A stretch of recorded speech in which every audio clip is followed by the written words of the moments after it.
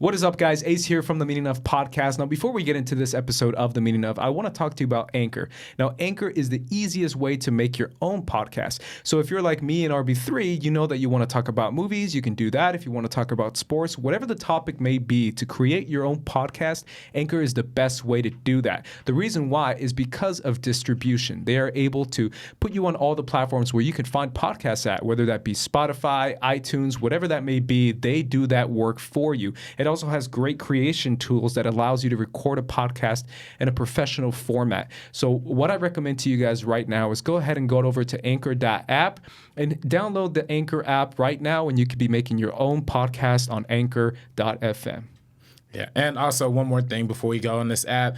I know people like money. Everybody likes making money. Anchor makes it easy to make money because they hook you up with monetization with no minimum listenership. So if you are an aspiring podcast with no resources and you want to make some bread, sign up for Anchor, anchor.fm, and or the Anchor app on the iTunes and Android store.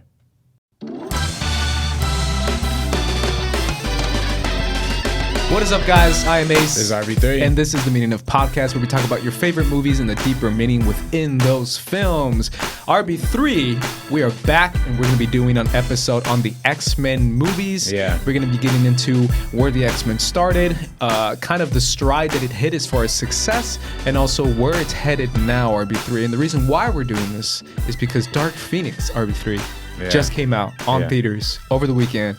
And it's been doing nothing but that's called a big old flop. It's called bombing, RB3, because this was a $200 million budget, and they think it made $33 million opening weekend. Unfortunately, I don't have my laptop on me, which is going to be a theme in this episode because I probably might say that a lot. It had 22% on Rotten Tomatoes. I think it was the lowest rated X-Men movie on Rotten Tomatoes ever. Really? Yes. Wow. That's a little bit. I haven't seen the movie, but I'm already going to say that's false. No. Fake news. They said X-Men. There's no way this is the worst X-Men. That's what it says. The Last Stand. I saw Jeremy John's review. Jeremy John's ripped it a new one too. So yeah. Hey, I don't think there's no way this is the worst X-Men movie. There's just no way. I think people are just pretty trigger happy to shit on any superhero movie that's not a Marvel movie. But even though it technically is now. Yeah. Like, did you see the red carpet? I saw the red carpet, and it's very much, they were like, oh no, we bought Fox. We're Marvel now. Like, we're in the MCU now. Like, that's kind of the vibe they had, even though that wasn't true. They used the same. Going to be there? No, yeah, there was some cast members from other Marvel stuff, and there was they used the same hosts as far as the people who do the Marvel red carpets, kind of implying like this is a Marvel movie. Yeah, even though it's not really a Marvel movie. Yeah, Marvel's not going to claim I also think RB3 and you and I are very, this is what we do on this podcast. But I also feel like there's low-key a little shade from the critics who are just low-key ready to hate this movie no matter what. I know Did you people, get that vibe too? People, especially on Twitter? Listen, I know. Film Twitter? I know a very prominent, friend of mine who is also a YouTube movie influencer. And he has had a beef with Simon Kinberg for a long time. You know who I'm talking about, right? I do not. Please inform me and inform the audience. Well, you know who I'm talking about. It's from the group chat. From the our boy. Oh yeah, that's right. He's had beef with Simon Kinberg for a long time, so I know whatever. Oh, that's right. I don't know however good or bad the movie was. I think he even put out like not a bad review of it either. But we do have to say before we continue, for all of our Collider Factory fans who are listening to today's episode, today is our last episode on the Collider Factory iTunes feed and Spotify feed and Podcast One feed. We are no longer going to be on Collider Factory. I want to thank Collider Factory so much for being a host of our podcast. Thank you, Christian Harloff, for brought us over here originally, and also Thad Williams and Dennis Zen and Wendy for booking the studios for us. Yeah, Fernandez, of course, Mark Fernandez. Yeah, always says hi to us. When we're walking in. So big salute to those guys. We're going on independent venture from this point forward. We're still going to be using the Collider space for a little bit. We're not sure exactly how long. But in short, as we are moving off of the Collider Factory feed, we'll have our own podcast feed called The Meaning Of Podcast. It's available on every single network: Spotify, iTunes/Apple Podcast. Stitcher. I listen to Stitcher a lot. Stitcher is one of my favorite personally. And of course, Anchor. I will be hosted on Anchor from this point going forward too. All of these different platforms will now be hosting the Meaning of Podcast on its own individual feed. We have amazing new graphics from Brian Ward. Have you seen these new graphics? Hey, it's amazing. Yeah, we have so them. good. They're flipping along on screen right now, and we are also going to be redesigning our YouTube channel in the coming future, in the coming weeks as well. First Cut. So if you're a listener on Collider Factory, you can still find us on video on First Cut. You can find us on the audio at the Meaning of Podcast on any place that you have your podcast. Like I said, Apple Podcasts, Spotify, SoundCloud, Anchor, Stitcher, Google Podcasts too. Apparently, I didn't even know Google Podcasts had a podcast feed, but they do. So we're available on all of those. And please support the Meaning of. Hey, yeah, that's what we do. Have any words, Ace? I mean, that's the best way to show us your love, to hashtag support the homies. Support the homies. I still want to get that going, even though it's probably not going to go. But also follow me and Ace on Twitter if you're a Collider Factory fan. You know, we never say, we always make the mistake of not saying our Twitter handle because nobody reads the description. Some great content on there. There's all the content like Xbox. Yeah. So follow Ace on Twitter. At Squad Leader Ace. Follow myself at Director RB3. Twitter is where you can find our hot takes in the short form. Or just my feelings. Today I was feeling very, and by today I mean the day before last week. I don't know when this is going up, but I was feeling very much inspired by Into the Spider-Verse. My favorite character in Into the Spider-Verse, which is Doc Ock. I still think that's one of the coolest designs I've ever seen in a superhero movie. Yeah. Just the female Doc Ock with her hair up in a bun and her freaking crazy arms. I just think it's so cool. Did you ever get the Spider-Man video game? Yeah, you saw it in my room, but bro. Did you finish it? I did not. Yeah, I was gonna say, man. Cyberpunk 2077. What's up? Come on, man. You gotta finish that game, man. You gotta finish that game. I know, dude. It's bad. You know what's funny? I actually played video games last night for the first time in a couple months. I was talking to my brother about it because my brother's more of a gamer than I am. Yeah.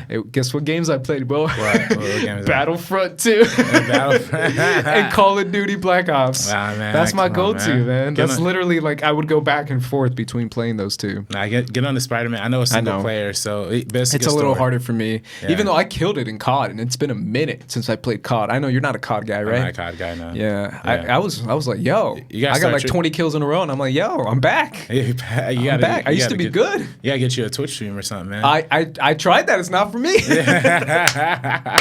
Either way, guys, let's get back on topic for X-Men. This movie, Dark Phoenix, didn't do well. In fact, it bombed pretty hard, RB3. It's not the worst I've ever seen. It's not the worst in recent memory, but it's bad. It's really bad. Yeah. I personally feel I got a lot of feelings about it, partially because of what we were saying about the critics having some sort of, just a little bit. I'm not saying it's overt and it's a clear agenda, but it's a tiny little agenda. Yeah. I think a lot of it too had to do with the screenings in LA and AMC theaters where everyone just kept talking about the fire alarm. What happened with the fire alarm? Did you not hear about this? No. So the screenings the critics screenings that happened in LA were the AMC Burbank 16 right here. And apparently halfway through the screenings, and there was 2 screenings, and they were showing it at different times. So one of them was like in the first act, and the other one was like literally 10 minutes away from the ending of the movie. A fire alarm went off, and apparently like the critics lost their mind. They lost their shit. They were like, "How this is the most unprofessional thing, and this is stupid, and we wasted time." And it happened during the movie, and apparently they couldn't turn it off. So a lot of the critics, I think half the critics, had to finish the movie with the alarm going off. What? And I think if you go on Twitter and if you see the reactions of that, I really, really feel like that colored a little bit. It's not. It's like one of those things where you're like really hungry and you're watching a movie. I don't know. Has that ever happened to you? Yeah. And you're like, it doesn't ruin the experience completely, but it kind of does. You're like, okay. Yeah. I want to go home and eat. Like, or I want to, pick Let's out. finish this up. Yeah. Let's finish this up. Like, it does affect you emotionally. Watching a movie emotionally, because that's what you're taking in. So an alarm going off and pissed off critics, I low-key feel like that has a little bit to do. That's funny. I know a lot of people, a lot of critics were like, "Oh, it's not going to affect my review whatsoever." And I'm like, "Oh, is it? I don't know, man. I kind of think like it is, even if it's a little bit." 23%. That's the lowest rated X-Men movie. Come on. I think people are ready to jump down this movie still. Also, I feel like this movie is dealt a bad hand. I heard this whole thing about how they refilmed the third act because Captain Marvel stole their ending. I feel like that's really sad. Didn't Alex see it too? Alex saw it early. Yeah, Alex saw it real early. Yeah. He saw it last year. Yeah. Or like a year and a half ago. But he said it was just okay. Yeah. But then when he said that, when he gave us that review, I think you were there when we talked to him about it. I was like, oh, cool. Yeah. Because okay for some people might be pretty good to me. Pretty good. Yeah. But I think what this goes to show is that what's worse than a bad superhero movie in today's age is a mediocre superhero movie. Ooh. And I think that even though the DC movies are more divisive, I think that they get a little more acclaim from people because they do actually have something going for it. But in the case of Dark Phoenix, they're dealt a bad hand because the bigger studio stole their ending.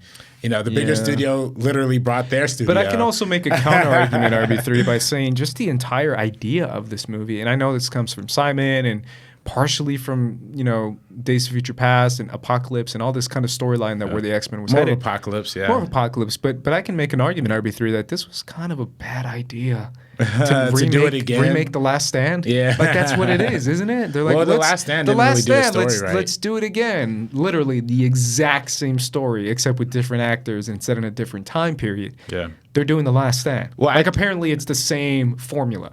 Well, I didn't see. I haven't seen this one yet. Sure. And I'm gonna see it. Yeah, I will see it. I'll see it, and then but I know The Last Stand. It took elements of the original story, but kind of just did it whatever with the whole thing. It kind of combined multiple stories. Sure. And when I think that movie would have been a lot more successful. By the way, it's kind of a tangent.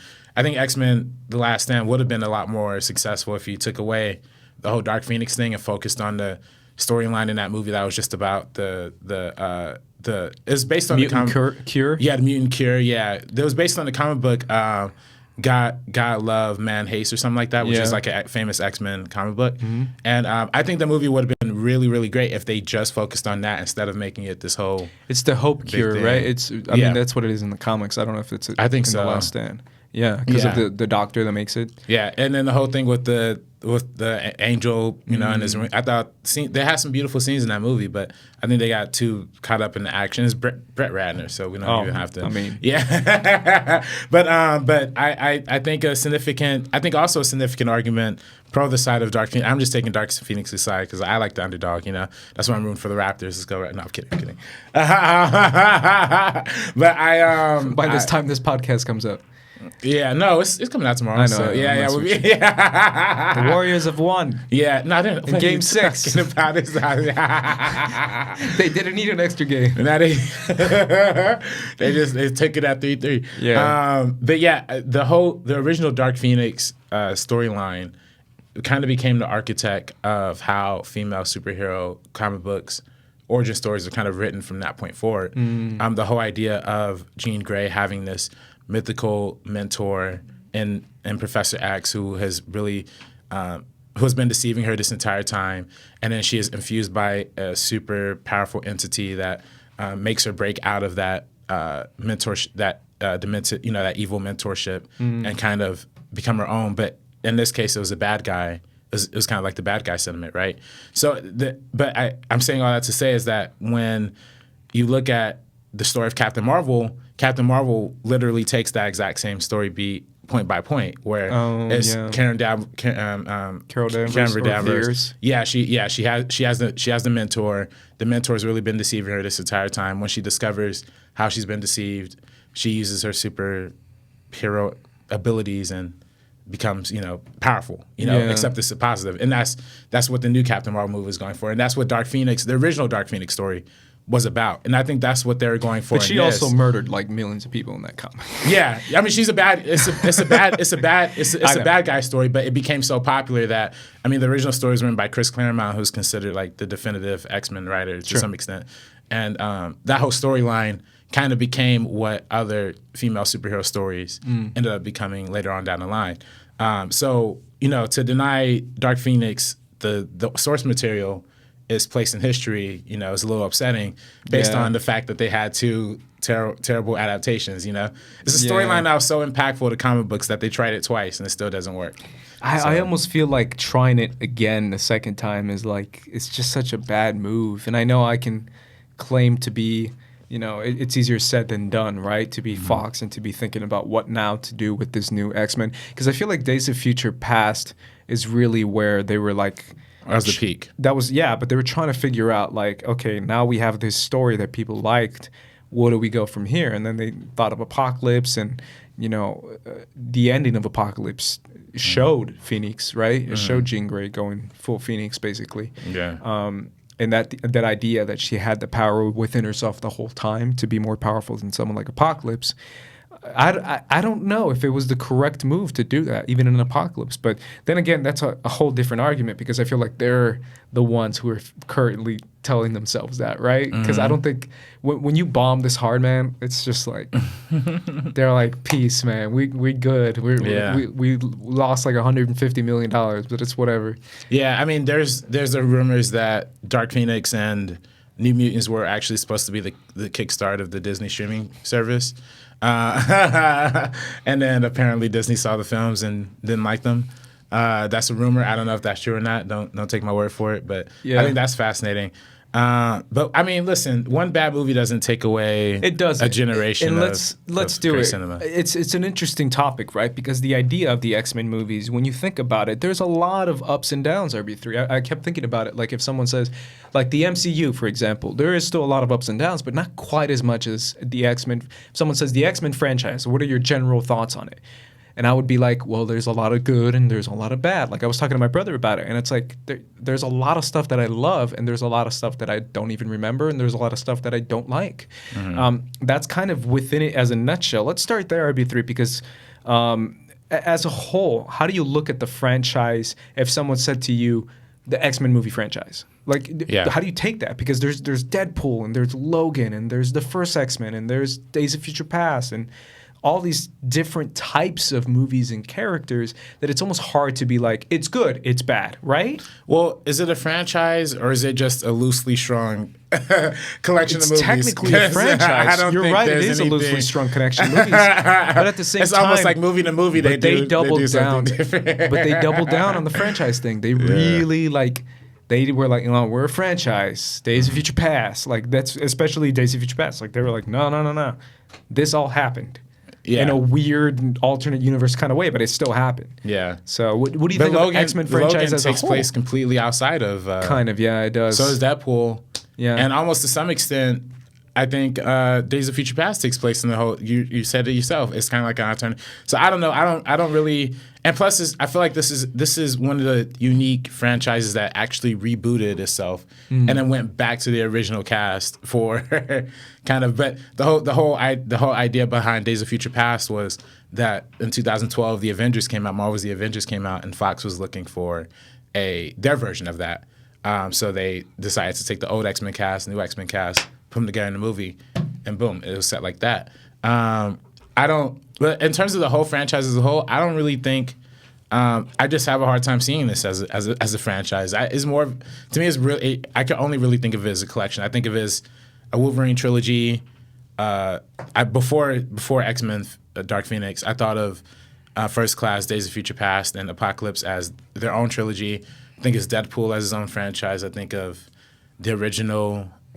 Guys, Patrick Stewart and Ian. The first three. The first three, I consider that its own trilogy. So to me, they all kind of have definitive start, beginning, middles, and ends. Even within their own micro franchise kind of level. I think that. I mean, I don't. Besides X-Men Apocalypse, I think X-Men Apocalypse really has a definitive ending. But I think the original X-Men trilogy has an ending. I think. When we're talking about X-Men Origins Wolverine, then the Wolverine and Logan, that's really a trilogy if you really think about it in terms of the story arc. You see, I think I think Deadpool in and of itself, I mean, it's still a developing thing, but that's its own. It has its own identity and it kind of exists outside of the other movies too. Okay. So to each his own. I don't really have a particular, I don't really have a particular love or hatred of any of these movies. I do love some of the movies. I love Logan. I love Days of Future Past. But I don't hate any of these movies largely enough to like be passionate about trashing this franchise. Well, let's kind of get into the origin of these, pun intended, X-Men 2000. And I kind of want to bring this back on a different scale because people always say, what was the first superhero movie that kind of kickstarted this new phase and basically new genre that we see now? And there's arguments to be made on both sides as far as whether was it Blade, for example, because it was the first in '98, as far as taking a source material and kind of adapting it in a more serious kind of way, or was it something like the Sam Raimi Spider-Man movies, which followed up and made the superhero formula? Basically, I think that created the formula. But I can make an argument, RB3, by saying 2000 X-Men, Bryan Singer, is the one that kind of took their source material and they said, what is this comic series about? It's about discrimination. It's about unfair situations in society. And it's about discovering your powers, right? Mm-hmm. And they took that very, very seriously, literally by starting off with that first scene in the entire X-Men franchise in a Nazi internment camp. Like that's, you're going hard when you start out with that. That's your first scene. You're establishing the tone of the rest of the franchise. Right. And Singer chose to go with that because he was like, no. We're taking this seriously. This ain't your goofy, ridiculous Schumacher Batman. This is X-Men. Magneto has been persecuted. He loses his parents in internment camp. Racism, discrimination, political elements. The next scene, RB3, is literally Jean Grey making I think it's a Congress or the Senate discussing about the Mutant Registration Act. This whole thing is about politics. The entire idea of it is about political identity and discrimination, and it starts from the original comics. Yeah. Because that's what they intended. That's what Stan Lee and Jack Kirby wanted. They wanted to have that because it's in the 60s. I think they created it in the 60s. Yeah, they 1963. The idea, quote unquote idea, I don't know how true it is, but the idea is that Professor X is supposed to represent like the like the Martin Luther King, the peaceful protest, the nonviolent stance side of mutants, and Magneto is supposed to represent the Malcolm X view, which is more extremist, more violent. To each his own. Malcolm X didn't really like represent that towards the end of his life. So I think that's a little bit of a mischaracterization. But I do think that that kind of established a template that we see in a lot of later. In both the X-Men franchise in and of itself, but also in other kind of big group movies, either where you're talking about Captain America Civil War, for example, if you're talking about, most notably, I think Black Panther is a recent example too, that kind of had the two flip sides of the ideology. But I think that, it's the original comics, while created in the 60s were a very divisive time in American history as well, from the Vietnam War to, like we said, civil rights. And I think that, as much as this movie represents, as much as the original comics are supposed to represent the struggle between Martin Luther King and Malcolm X in terms of ideology resulting in peace for marginalized groups, I think that it was even more of a metaphor for like the mutants are kind of the Jewish struggle, right? The struggle of being discriminated against and being prosecuted against for no reason, not even, whereas racism, you're being discriminated against because of your race. Jewish people were discriminated against because of their religion. It's not even what they look like on the outside. They're being discriminated against for what's on the inside. And the X-Men is kind of like that. The X-Men, even though some of the X-Men mutants have, like external powers like, Nightcrawler, and they kind of look different. A lot of X-Men don't look different, and they just have powers within themselves that make them different. So they become discriminated against too. So this movie kind of I'm sorry, not the movie. The original comic books kind of represent a lot of that. And I think, Bryan Singer, I don't want to, give this guy any praise or anything, but I think his kind of interpretation of that was at this time in the 2000s were kind of representing homosexuality as kind of a template for that too. That's why we see, of course, the Jewish thing is very clear and apparent in the first scene. But I think throughout the franchise, we see a lot of characters who, there's the famous like coming out scene that's in X2 with Bobby Drake. With Bobby, yeah. So. Yeah, I think that's what the franchise kind of adopted. Yeah, it's interesting because you're viewing it from you're saying the comics come from a very Jewish perspective, but I can argue, RB3, that inspiration is directly from the civil rights movement. That is what initially they wanted, and that's the message that they were branding as. Yeah, I mean, it might be an influence. I personally, I just think it's a general. Yeah, to make it more general, if I can say racism, it's also discrimination. Discrimination is a huge part of it. Yeah, I personally, I've always viewed the Malcolm X and Martin Luther King argument as kind of like far stretched because you don't really see any black characters in the movies, or nor you see any kind of black representation in the movies or the comic books besides Storm. So for me, it's like I don't really know if that's what they're really going for. To me, I've always thought the Jewish thing because I'm Jack Kirby, if I'm not mistaken, was Jewish. So yeah, but I think you're right. It was definitely influenced by. Well, if you think about it, during this period, it wasn't just the civil rights movement was the biggest, but there was a women's rights movement. Mm-hmm. There was, anti-war stuff that was coming out. Like there was a big movement towards change, towards progress, towards, what about the little guy? What about the minority? What about the outcasts in society? I think that's the theme that was around that time period in general. Right. So I feel like that whole idea as a whole was kind of rebranded into the X-Men, and they kind of dabbled into each one of them when it comes to the actual comics, because there is comic runs that talk about mutants that look different versus mutants that don't look different, because that's got to be what if I'm a mutant and I got a weird thing coming out of my face, or I'm blue, or whatever that case may be, I look weird versus a guy who can move stuff with his mind and he still looks the same. Like there's two different elements to it, right? Yeah. And they can they can both be discriminated against, but one of them in a different angle than the other one. Because that's part of being mutants too, and a lot of that is from the X-Men animated show that I've grew up on, as a lot of people did, because they do talk about that quite a bit. They talk about what about the mutants that look like monsters, basically, because there's a ton of them that look like monsters. Yeah. And it's this idea of discrimination, and it's also the idea, RB3, and I think the movies do a pretty good job as far as portraying this, the idea of how politicians use this as a way to fearmonger. Yeah, they do a great job, like showing like if this really happened, politicians would be all over this. That scene that I talked to you about with Jean Grey in the first X-Men movie is interesting, because then you have Senator Kelly who comes out and says, do I want to have my children that goes to school with the mutants or being taught by the mutants? Like, we should know that these people exist, and I don't want to be associated with them, or I don't want to stand next to them. Like it's a very political driven discrimination. Right. It's not just I don't like you because you're different. It's I don't like you, and I'm going to make policy laws that openly discriminate you and put you in a different, group because you're not human. You're mutant.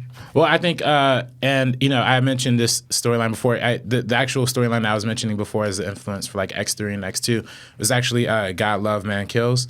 And that's the storyline that directly is about a politician, William Stryker, who was trying to weaponize the X-Men. Stryker, Kelly, these are all characters in the movies that they are prominent characters in the comics. Yeah. And I think for me personally, I think if the Marvel Universe wanted to adapt these stories, I think the best way of going about it is through that angle. 100%. Because I think that is something that's been like lightly tapped on in the movies, but I think if you have a whole story kind of revolved around those elements, I think it would be really relevant and everything today. So, yeah, I mean, think about how relevant that would be to nowadays, considering what we're seeing now. But it's one of those things where some of the biggest villains in the X-Men franchise are just humans, just regular dudes who are just use their influence and use their power to persecute the mutants, and that's like you said, Stryker, Kelly.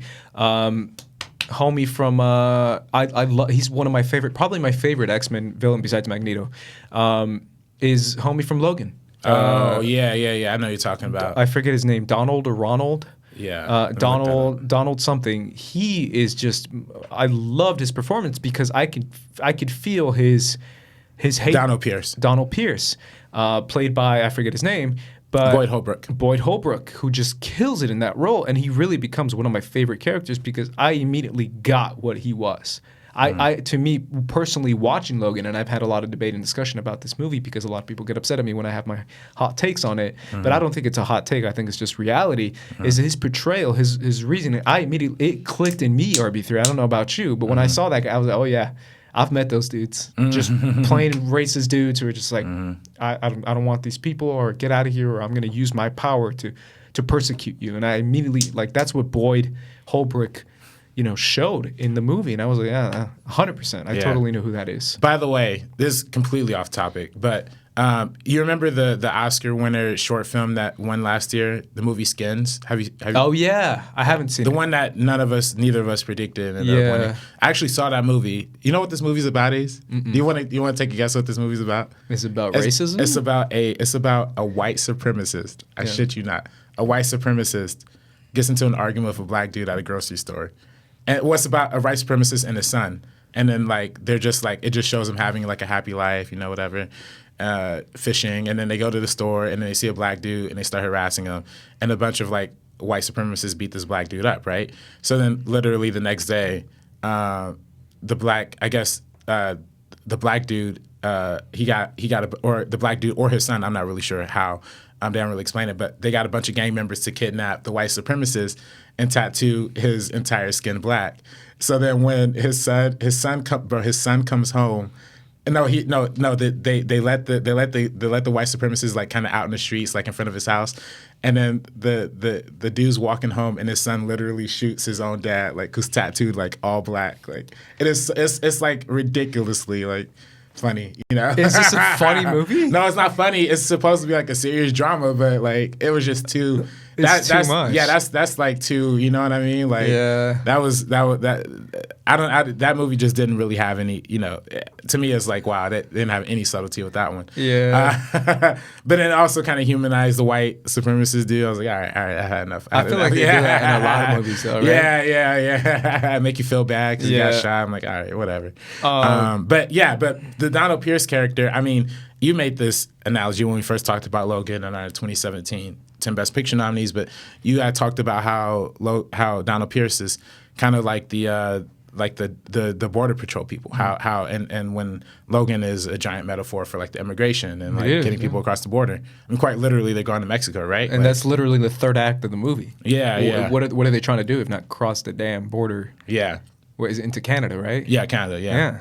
That's literally the whole point of the movie, and it's I love that. You know why, RB3? Well, I mean, obviously, it's a very obvious reason why I love that, because, like you said, in the first movies, you really feel like, oh yeah, I know what they're doing. They're doing a very a commentary on the idea of discrimination for the LGBT community. Yeah. This is what they're doing. And then in other movies, they do different elements, whether it's the First Class movies where they're doing a much more Nazi theme. Yeah, that's Nazi, and that one's more directly race related. I mean, that one directly addresses exactly. race. And whereas, like, Logan, I feel like they directly were like, what is happening right now at the border? Yeah. The amount of discrimination, because that's what it is, the amount of bigotry and the elements that are being added to persecute and harm and even kill immigrants based on ideas of what is right and what is wrong is just evil. It's pure evil. And that's kind of the analogy that they were pulling as far as tapping into, like I said, the LGBT, then the race elements, and then in the final X-Men movie, basically, because I don't know if this one really did anything, right. That's the theme they wanted to go with. And I was like, that's awesome, because that's so true that people forget, like, what's happening right now at the border is evil. Like, it's straight up evil. But that's what's great about the X-Men franchise, is that they're able to tackle all these different elements that Stan Lee and Jack Kirby initially put into their own. Like I said, in the 60s, women's rights. By the way, in terms of women's rights, I mean, I already kind of mentioned how influential the Phoenix storyline is, but also Jean Grey and Phoenix storyline is to women superheroes. This is one of the first archetypes for a strong female superhero. But also Rogue is another example of one of the strongest, not in the movies, but in the comic books. She was one of the first major X-Men characters to kind of get a revamp and a revitalization and an update into being a more powerful force. Yeah, I mean, it's great. I mean, we can talk about each. I mean, Storm is an icon. Yeah. Mystique is really one. I'm talking about comics. I'm talking about X-Men as a whole. Yeah. these are, you know, Emma Frost. Emma Frost. These are female characters that everyone knows. Technically Scarlet Witch. Oh, that's right. Yeah. Even though not really anymore right now, as far as a common person doesn't the really common know. person doesn't know that. Yeah. But either way, what's great about these movies, and what I argue, and I've did a movie fights about it too, is that these movies were the first ones to be like, no, we're taking this seriously. Yeah.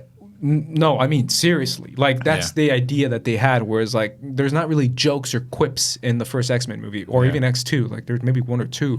Yeah. But there's not like there's quippiness, and this whereas Sam Raimi is a little bit more like that. It's a more formulaic something that we see in the MCU now, which is joke based with drama, joke, drama, joke. This one's just pure drama. Yeah. Well, I think, you know, when you talk about the first the kind of breakout for the superhero movies, we can only look no further than the king of the superhero movies right now, Kevin Feige, you know, head of Marvel Studios. He, in his own words, has said that the first X-Men movie is the beginning of the superhero era. So, Didn't he work on that? Yeah, I think he was an worked on assistant on the first one. I think he was assistant to the producer on the first one, and I think literally the first X-Men movie was the first movie I ever worked on coming out of school, if I'm not mistaken. I heard a rumor, and I don't know if this is true or not. It might be perfectly true. So please take this with a grain of salt. Is that he came up with the idea for Wolverine's haircut? Oh, really? Kevin Feige did, to make it like a spike thing to almost mimic. Because you know how his hair is like this, and it looks like the mask that he wears in the comics and in the animated show. Apparently, that was Kevin Feige's idea. I don't know. That's just the rumor that I heard. I didn't know that. That's interesting. But it's because it stands out, right? At least when I was a kid, I remember looking at that haircut and being like, yeah, that's badass. But yeah, let's talk about the first three as a whole. If I'm being honest, the third act in the first one is basically Magneto trying to turn people into mutants and using Rogue and abusing his power, and kind of standing up against the bigotry that's coming out of out of Washington, basically. And then the second one is more Stryker and the amount of hate that he has towards mutants, and more Wolverine-centered than anything else. All three of them are very Wolverine-centered. Yeah. But what do you think stands out the most out of these three movies, specifically two movies, because I don't think The Last Stand hits? Yeah, I mean, X2 is definitely the one that people remember X2 is one of my favorites. I think that one we'll rank him at the end, but X2 is up there for me. Oh, we're ranking him? All right, I'll start thinking of it right now. I mean, not all of them. Yeah, I was going to say, I'm going to throw away 13, some. Yeah. I really like X2. I think X2 is a really good movie. I think that one, more than anything, it starts off with the powerful sequence of Nightcrawler rushing through the White House. That's one of the best opening sequences in any movie. Time. Yeah. And I think it resonates even more because knowing how present the X-Men, how relevant the X-Men knowing how relevant the X-Men kind of metaphor was at that time, especially for discrimination. I mean, in terms of, I bring up the LGBTQ representation because 2004 was kind of like the middle, not the middle year, but it was kind of the start of the movement towards more acceptance up until, I think it was like 08 or 09 where the Supreme Court ruled it lawful to have, for gay marriage, if I'm not mistaken. No. Let me check. I think that's like more recent. It's like 2015. No, I wasn't. I know it wasn't 2015, but let me see. But anyway, the early 2000s was definitely a big turning point for that movement, though. That's what I'm saying. And then I think Bryan Singer wanted to represent that through having a more abrasive approach to literally storming the White House and making it a present thing to politicians. But yeah, I think that's a big part of the franchise. I think that having the Stryker character in X2 and the origins, it kind of established the beginnings of Wolverine and the program? Lady Deathstrike? Yeah, X-23. That's not X-23. X-23. Lady Deathstrike. Okay, but she has the little knives in her fingers. Yeah. But everything about it was just. Yeah, I mean the first one. The first one's really good, and I do enjoy the first one, but the second you're one. Right. Just, by the way, you're right. It's 2015. 2015. Yeah. I knew I was right. I just don't have a laptop to prove I'm right. I'm just bad with math. So I really do enjoy the first one, and there's stuff in there that I remember. But the thing that I remember the most, RB3, is what you're saying. X2, Stryker is very memorable. I think it's Brian Cox, right? Yeah. Brian Cox. Who you can see in Succession, great show. Oh yeah, great show. But it really has that two elements of Wolverine, the two sides of Wolverine, with Lady Deathstrike and Logan on his own. But I love the character of Nightcrawler, and it's also this, and it comes straight from the comics. So this is stuff that he's pulling from the comics, which works. Yeah. I always feel like go back to the source material because the source material is really good. That's all you have to do.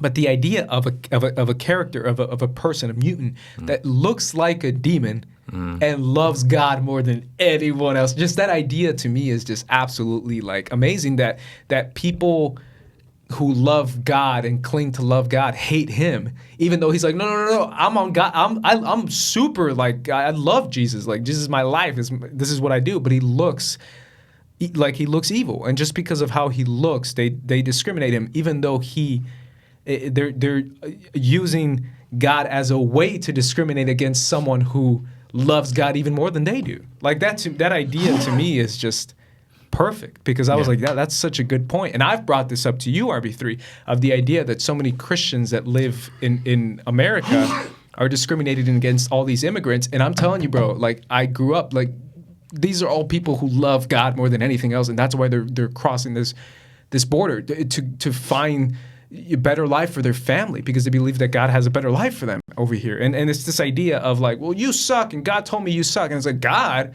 Why are you saying God? Like, I believe in God more than you do, as much as you do. Like, why are you using that to persecute me? And that's kind of the idea of Nightcrawler. And I love how they bring in that element where the first time we see him, he's in a church, and he's a very passive guy. He's a pacifist. He doesn't fight. He's not evil, but he looks like a creepy monster dude. Yeah. So yeah, I don't know what your thoughts on that is. No, I think that's definitely what they're going for, and I think more, that's derived directly from the comic books as well. Yeah. I mean, that just goes to show another element of discrimination that these stories are kind of trying to hint at. So I think that and I think even in the first one, not to the same extent, but you kind of see the whole dichotomy between not necessarily religion, but belief and people believing in Charles Xavier, right? And Wolverine has to be convinced to believe in a guy who is going to help, who's trying to unite mutants, and a guy who's trying to take them all into his school of of the gifted and everything like that. So it's the whole idea of endowing trust into something that you're not necessarily sure if you want to trust because of how many people have kind of stabbed you in the back and discriminated against you throughout your life. It resonated with. I think it really resonated with audiences and with people of that time. Yeah. I think especially in the 2000s, and the first X-Men movie came out in 2000. I think that movie had we had seen superhero movies, but we never saw a superhero team movie up until that point. So this was kind of the first time you kind of had to establish multiple characters and multiple struggles and kind of tie those all together. Now, do I think the first X-Men movie is perfect? Absolutely not. I think the ending on the third act's okay. Yeah, it didn't really. And they had this. I don't like that Halle Berry kept going in and out of her accent during that movie. That was a little weird. And then this subsequent movie, she doesn't even try it at all, which I think somebody really has to address that in Hollywood. Cause I think it's Halle, bro. Halle Berry. You're gonna tell Halle Berry, bro? No. But even Scarlet Witch, she had an accent in Age of Ultron and subsequent movies. It threw me off. Yeah, that threw me off. Yeah. I mean, obviously there's. I feel like this one is the one that stands out the most, and obviously we can go on and on about The Last Stand and the debacle of The Last Stand. Yeah. But you're right. I feel like the character of Charles Xavier. Say what you will about these movies and say what you will about the characters in the comics, because they're a little bit different than what we see as far as Eric, played by Ian McShane, homie Magneto. Ian McKellen. Ian McKellen, I'm sorry. And Patrick Stewart playing Professor X. It's the idea of these two different ideologies and these two different old veteran wise men, right? Yeah. Because that's what they portray in these movies, coming from two different ideologies. And the idea of Charles Xavier, who in the comics is a much more complex character. He's a good-natured, loving guy, but he's much more complex. He does, and he has used his abilities to manipulate people and literally control them. He's done that in the comics, and he openly admits it in the movie. In the first movie, he admits it, where I just found that to be so funny. Where Logan is like, he's like, man, how'd you get out this? And he's like, I just told people to do it. Right. I don't know if you remember that. And I'm like, damn, bro, that's messed up. Right. And you could just erase your memories. They never remembered that they did what they did.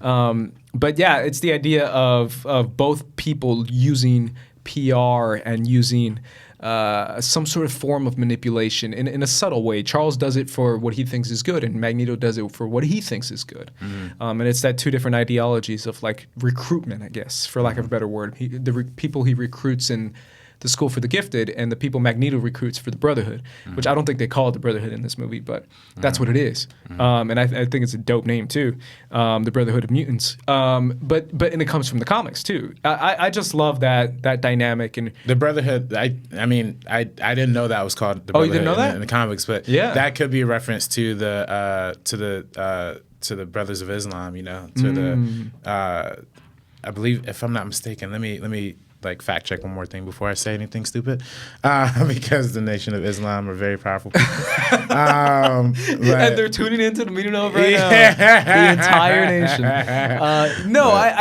I really like that the two portrayals that are very different, because a lot of people have argued about Magneto, who is my favorite Marvel villain.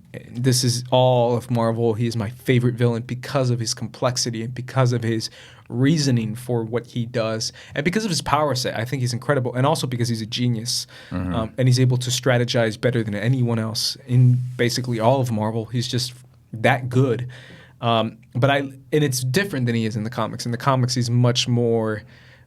He's not a wise old man, I guess. He's a veteran, but not that quite of a veteran. But this idea of these two different ideologies battling it. But either way, the portrayals of Patrick Stewart and Ian McKellen are two things that people remember the most of these movies, every three. Yeah, no, absolutely. But I think the new cast put their own spin on it. Before we get to them, let's dive into what you said, the Wolverine franchise, the Wolverine trio.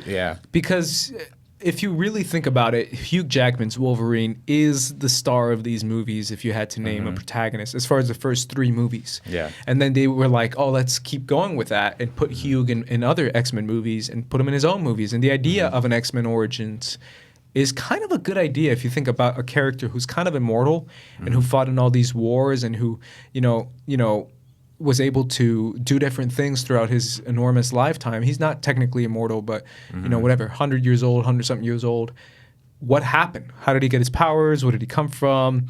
Who was his family? What is the origin of Wolverine? And the idea of X-Men Origins Wolverine is kind of cool. What we got was unfortunately not quite good, RB3. Yeah. X-Men Origins. I kind of knew when Will.i.am showed up. I was like, I don't know about this movie, man.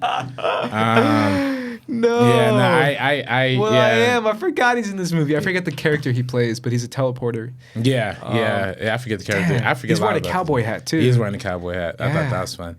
And this gave us Ryan Reynolds' Deadpool. First Deadpool portrayal, and he's playing the exact same Deadpool. Yeah. Like he didn't change his portrayal at all. Yeah. It's the exact same Deadpool. No, for real. Except for the mouth isn't taped. No, but I'm saying in the first scene. That's Deadpool. He's like talking shit and he's doing his sword thing. Like that's literally like the same quips he uses in that scene is like the same thing we got in the Deadpool movie. If I'm not mistaken, I think Ryan Reynolds helped contribute to the script writing of I agree. Of the scenes. But I think that I think the movie had a lot of potential. It wasted a lot of potential. I think the CGI, Patrick Stewart at the end was a little nasty. Pretty bad. The CGI in the whole movie was pretty bad. Yeah, the explosion when he's walking away from the explosion in the cabin, I thought that was ridiculous. Can I just say, as someone who's a fan of Agent Zero in the comics, Agent Zero is like one of the coolest, and they just he was cool for like 2 minutes. Yeah, but then they just killed him off, and they were like, whatever. Honestly, this movie's not memorable enough for me to like completely hate it. Yeah. So I'm not gonna, shit on it for too long. But I definitely think that I think this is probably the worst X-Men movie. Yeah, but what it gave us, RB3, is this idea of Wolverine as a character by himself, and it gave us Logan. Let's just jump right into Logan because this is kind of. I think the Wolverine was more of a test to see if Logan will work. Though That's true. That's true. I call the Wolverine goes to Japan. That's what I dubbed the movie. Wolverine goes to Japan. I think it's great. I think it's one of the better superhero movies. I think it's okay. Really? I think there's some good things in it, and I like some things, but I just feel like some of it just doesn't work for me. Some of the adamantium stuff at the ending and all that, and the evil scientist. Yeah, I mean that was a little ridiculous, but I do think that for me the ending. Not the ending, the beginning and the middle, particularly the middle action sequence when it's like him on the train and going through the hotel and all those like great fight scenes. I think those are great fight scenes. Otherwise, I didn't really, I kind of tuned out, I guess, by the end of it. But I also think that it's kind of cool seeing a superhero samurai movie. It's not really a genre you explore a lot. And I think, samurai. Yeah, so I appreciate it on that level. Yeah, for sure. Yeah. Now Logan. But Logan, though, yeah. Is Logan your favorite X-Men movie? Can we spoil it? Yeah, I'd say Logan. Okay. Logan's my top. It's probably my number 2 superhero movie of all time. Oh, I was going to say your number 2 X-Men movie. No. Okay, number 1? Yeah. Tell me why. Yeah. It's just a great film. I think it's a deconstruction more than any other thing, right? Yeah. And we've been talking a lot on this podcast recently about metamodernism, how the genre, how today's genre movies are referencing other movies or other mediums in and of themselves. And I think this movie in particular is like a prime case of metamodernism kind of taken to the next level, but adopted on a serious level, because even to some extent it references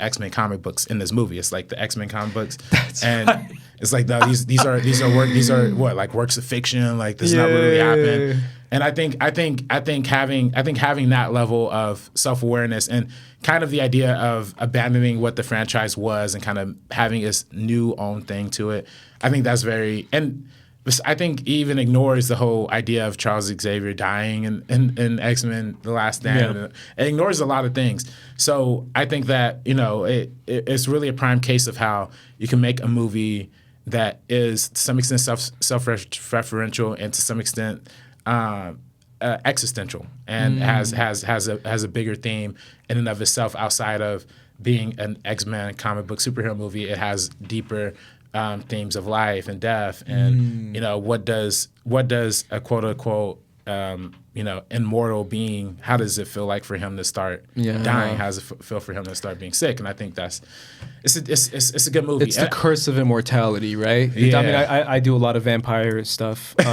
You do a lot of vampire stuff? I do a lot of vampire stuff. You go out at night and bite people on the necks? Yeah, taking them back to my room in darkness, suck their blood, and then change them. No, I'm kidding. But I'm really into the vampire movies and vampire fiction, and that's one of the biggest themes of vampirism is immortality and kind of how like it's an actual curse, right? It's not a gift; it's a curse of immortality.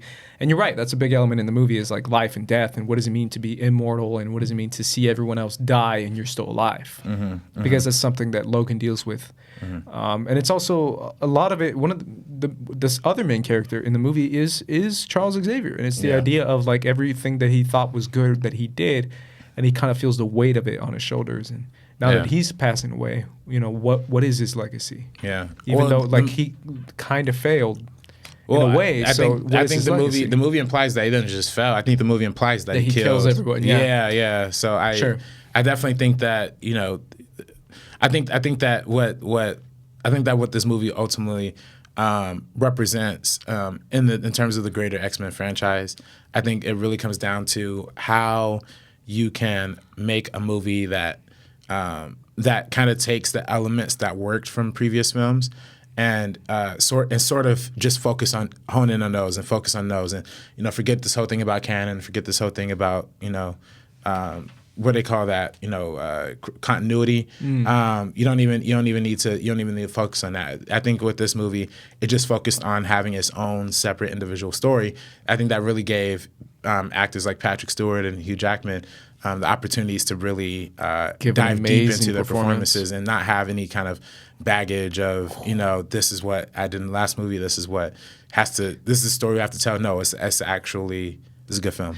Yeah, man. It's a lot about legacy. I mean, if you think about like Charles Xavier is Logan's dad, and now Logan has to be a dad to like a new girl who's like exactly like him, because that's kind of what he's figuring out too, is this idea of fatherhood. Right. That's a big story element within the movie. But this movie's dark, RB3. It's so dark. Yeah. I just remembered the moment where, spoilers for anyone who hasn't seen it, where Charles gets killed, and he gets killed by the clone Wolverine, and the only thing that Wolverine wants to do is be like, no, I didn't do it. Like, please, like, let your dying breath know that it wasn't me. Because, that's the idea. It's like, oh, did he think it was me that killed him? I don't want him to go to death with that thought in his head. Right. That's so dark. All right. Yeah, but this movie, again, it gave me...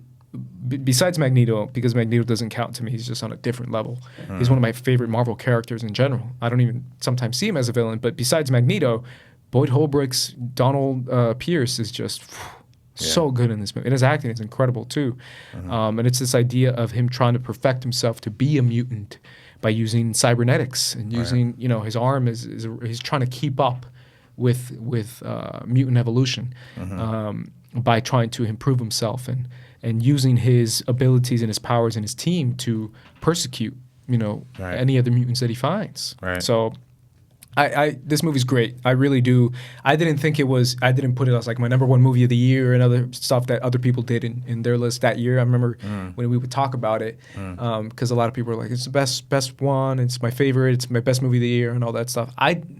There's some things that I was like, okay, sure. But I'm not going to say it's, not a great movie, because it is. And it's one of the best X-Men movies for sure. Yeah. But let's talk about my favorite X-Men movie. First Class. First Class. This movie is, as I said, my favorite. And I absolutely love it, man. I mean, the idea of this, if people look back, I believe it's 2011, right?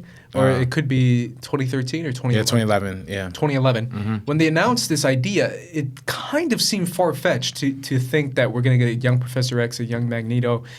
A lot of people roll their eyes, RB3, because they were like, oh, what are they doing? And the idea that it's set in the 60s, it's an origin movie. I don't know if a lot of people thought it was going to work. And I remember this was the same summer that Green Lantern was coming out. And as someone who's a Green Lantern fan, I was like, bro, I'm hyped for Green Lantern. And X-Men First Class, I'll see that later. Whatever, I'll see that when I can.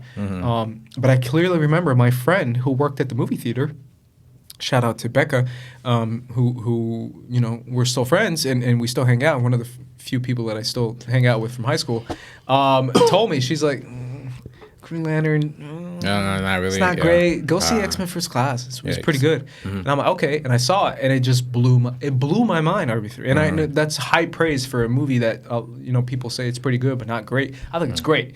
And it blew my freaking mind, RB3. The idea of taking the first scene of the first X-Men movie and doing recontextualizing it. Yeah. That's so cool. I was like, oh, now we get to see what happens right after. Yeah. Like, what happens to someone like that who went through that? What happens to someone who realizes that the evil that he sees in the Nazis, he can now, I have full reign. Look at how powerful I am. I can actually do something about it, and I'm going to do something about it. And I'm going to take it out on every Nazi that I see. And I love that idea of, like, someone who was part of these internment camps and lost everyone in his entire family due to this evil discrimination of the Nazis, like the pure evil of mankind. It can now take up arms literally by himself and mow down entire armies and entire people that stand against him. And I just love that idea of being empowered literally to fight back and to get revenge, because the whole movie is a revenge tale. Yeah. I love this movie, man. It really pushed Michael Fassbender to me to be one of the greatest interpretations of a superhero as far as an actor goes. Yeah, no, I think this movie was top notch, and I think even more so than I would say even more so than James McAvoy's Professor X. Yeah, think, which I love, He's too. also great too, but I think Michael Fassbender, and at least in this movie, he got to show a lot more range. He got to show a lot more of the highs and the lows and the kind of the in betweens that come. And I mean, he has one of the coolest scenes I think ever when he's sitting in the bar, and he's just like spinning the coin or whatever, and then I forgot what the whole conversation was in German, if I'm not mistaken. Yeah. But that's weird. That's also weird too. An entire subtitle scene in a superhero movie. Yeah. That's pretty dope. But I think that but that whole scene went to show how powerful he was and how destructive he was. Yeah, I can retell that whole it's the tailor and farmer. Yeah, is what he says. yeah, Oh, yeah. a tailor and farmers. It's like, who were your parents? And my parents didn't have names. My parents were numbers, and they were killed by tailors and farmers. And he like hits their beer. Oh yeah. And I'm just like, yeah. oh damn! And when he stabs the guy, Yeah. throws a knife and gets And it throws back. it back. Yeah. It's so good, and then he gets the gun. I love it. Yeah. Let's just say I'm Frankenstein's monster, and I'm looking for my maker. It's a very Tarantino scene. It's a very Inglourious Basterds. It is, and type he's scene. literally in that scene in Glorious Bastards. Yeah, and the bar. Yeah, under it's the same scene. Yeah. And he's also speaking German. Yeah. But not good in the Glorious Bastards because that's what gets good him killed. enough. What gets him is a number thing. Because in Germany they don't do that. Yeah, they don't do that. His yeah. German was good enough to hold his own, but not that good. Yeah. But yeah, I love that scene. I love the idea of Magneto and the idea of what is, I forget, rage and tranquility is what Professor X says. This idea of this in between, Right. peacefulness and rage and So he could achieve maximum power. and achieve maximum power. And that's when he turns the satellite dish and he realizes, I love the line that Charles Xavier has in this movie too, when he says, like, you don't get it. Like, you can be more powerful than anyone, even me. And it's like, what? And that's the idea of like Magneto. He's an omega level essentially, where it means like he can keep tapping in and he keep growing his power to a point where it's like almost unstoppable.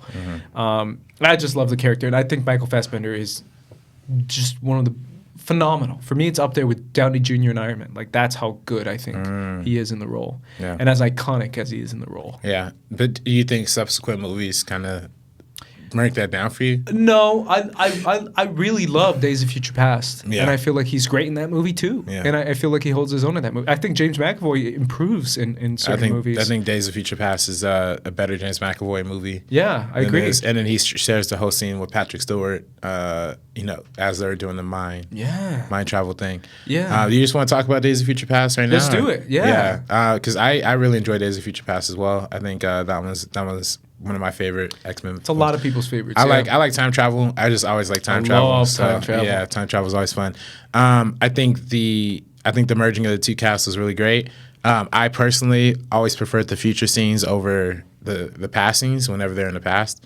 But I think I like seeing Halle Berry back as Storm. I like seeing they even introduced new characters. Halle Berry. Yeah, but they didn't show it. You know? I know, but I just think it's cool. Good for her. Yeah. Who's Black Widow? Black Widow's not. Who's the Scarlett Johansson? Yeah. She was pregnant during Age of Ultron too, right? Oh, that's right. Yeah. I totally forgot about that. I think that I think the movie benefited a lot from having a successful reboot and First Class. Yeah. But I do think that I think Days of Future Past had a lot more style when it came to like the 60s kind of era that it was kind of interpreting. I do wish that Days of Future Past would have had a little more of that kind of flashy style that Matthew Vaughn kind of offered to the original First Class film. Yeah. But, I guess that goes more to the credit of Matthew Vaughn than to the detriment of Days of Future Past. But Matthew Vaughn was originally supposed to direct this movie. He fell out, and then, of course, they got the original director from the original trilogy in to do this one. Yeah. So, and also, I forgot to say about First Class. First Class, we talked about how great Magneto was. It was originally written as X-Men Origins Magneto. That's right. Then they transformed it into First Class. Yeah. So now this one's kind of the hybrid of the old and the new. Kind of slaps it together. It's a thing. It's really well done, and it's difficult to tackle it because if you really think about it, everyone freaking dies in this movie. Yeah, pretty much. And at least in the future scenes. Yeah. But the idea of changing back time and the idea of changing minds, right? Because that's kind of what it is. It's like you change people's minds, and how past mistakes can, come back and solve mistakes. Right. Learning from your mistakes, kind of whole thing, and just I don't know. It's just really cool. There's really cool stuff in this movie. I love Magneto's suit in this movie too. I think it's dope. But we haven't talked about Jennifer Lawrence's Mystique. Both these movies. What do you think about her interpretation of this character? That's a good question. It's a 50. A lot of people split on it. Some people hate it, or some people love it. I don't think it's anything like remarkable. I mean, I could say that, but I think they clearly. I mean, First Class, she was kind of an unknown when they're making that movie, and then I think this was before Hunger Games, right? First Class was before Hunger Games, and also before her first Oscar nomination. No. She was nominated for an Oscar the same year that First Class came out. Got it. For Winter's Bone. But then she didn't win an Oscar until 2012. So it's like First Class came out. She was kind of a bubbling star. And then she won one Oscar for Silver Linings Playbook. And then she was nominated again for American Hustle the year after. And then Days of Future Past came out. So it kind of like she was already like the bona fide top movie star. So they kind of shifted directions from it being about Charles Xavier and Magneto to it being about That's Mystique. right. And it also introduced the infamous take on her anti-makeup thing, that she didn't want to be in makeup that much. Oh, yeah. You know about that, right? Yeah. Which is fair, but it's also kind of detrimental to the character itself, considering Mystique is very, very known for staying in her blue form because that's who she is. And the way they wrote it out in Days of Future Past, Apocalypse, was just so bad to me, man. When they were like, why'd you look like a human? And she's like, well, because I don't want to, I don't think my blue form is informing my, and I was just like, no, stop. You just don't want to be in a makeup chair. Yeah. But I mean, Apocalypse is such a mixed bag, RB3. I don't know if that's the best way to describe it for you, but what do you think about Apocalypse as a follow-up? I didn't like this movie. Just that simple. I don't know. I didn't hate it, but I was looking forward to it. I thought, of course, we didn't even touch on when we're talking Days of Future Past, but one of the standout things was the Quicksilver introduction. Oh, that's right, the Quicksilver scene. Yeah. But I think that this movie did the same thing again. And you know how I feel about movies that do the same thing that the sequel does over again. I just think it's super lazy. I think it's awesome. Yeah, I love Let's it. do the same thing, but bigger. No, I think that's stupid. So I didn't like how they did that in this movie. I thought the CGI was okay, but I thought they had a lot of opportunities they could have won. It's disappointing because Oscar Isaac was wasted too. Yeah, and you see the opportunities that they missed with these actors and these portrayals and these characters that are so iconic within themselves. But now let's kind of get into closing thoughts and what the X-Men franchise has been with Fox, and now what the future holds with Mr. Kevin Feige as our great leader who's buying everything. Well, they're still going to keep Deadpool around. We know that for a fact. Is that a fact? Yeah, they are. They said. I think even Bob Iger said they're willing to keep it on radar. But is he going to mean that? Nah, I think they got to. I mean, that's a cash cow. Do we know any Deadpool movies that are in production right now? No, they were doing the X-Force movie at one point. I know that. We know that. Are they still doing that? Well, that was before the deal went through. But I think that I think we'll still see a Deadpool. I think we'll still see Deadpool in, like, if not his own movie, he'll show up in other movies at the very least. I think the character is too. I mean, literally the last two movies almost made $1 billion. Yeah, I don't think a lot of money. It's not even like we're talking about Disney here. Like Disney's not going to leave money on the table. They brought back James Gunn because they thought that the next one was going to make another $1 billion. So. Like, they're not going to pass up a check. So, and, looking at the Deadpool numbers in and of themselves, the first Deadpool movie made $363 million in the United States alone and $783 million worldwide. Yeah, so that's a lot. That's more than a lot of Disney Marvel movies. Yeah. So, yeah, I don't think Disney's willing to have a moral stand in favor of money. So, what do you think, Kevin? First of all, are you happy that Kevin Feige and Disney bought out Fox to see a different version of the X-Men? I'm not happy about the merger. No, I'm not happy about the merger at all. But I will say that I hope that if Kevin Feige or Disney or whoever is in charge of this franchise, they just gotta. They just. I feel like I don't even know if there's really even a point in doing it again anymore. I feel like we already. It's not like Fantastic Four where we had a reboot, then another reboot, and now they're gonna reboot it again. Of course, I think X-Men that's literally been in the mainstream consciousness for a long, long time. And I think it would just be weird to just reboot it all of a sudden, or even. I think you just said Disney doesn't leave money on the table. Yeah, I know, but have the X-Men movies made money? Yes. They've made a lot of money. Dark Phoenix isn't making money. Not a good example. I don't think New Mutants is going to make money. If I'm Disney and I'm saying, hey, get ready for MCU X-Men, bro, people are going to pay. That's going to be huge. That's going to be enormous. Right. That's like if that's the new staple of the MCU, X-Men. Right. People know X-Men. People love X-Men. So if they say new X-Men, I mean your thoughts are exactly what I thought about Spider-Man. But look how many times they've done that. Yeah. They keep doing it over and over again. Yeah. And guess what? People still go and see it. So yeah. I don't know. I just think it's difficult.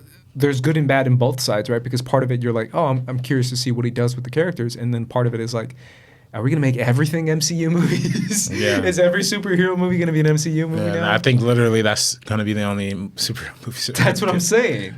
Yeah. I don't know. I think there's a lot of issues to it, but let's close on our overall take on the X-Men franchise, and let's just rank. What's your top three? Top three, definitely number 1, Logan.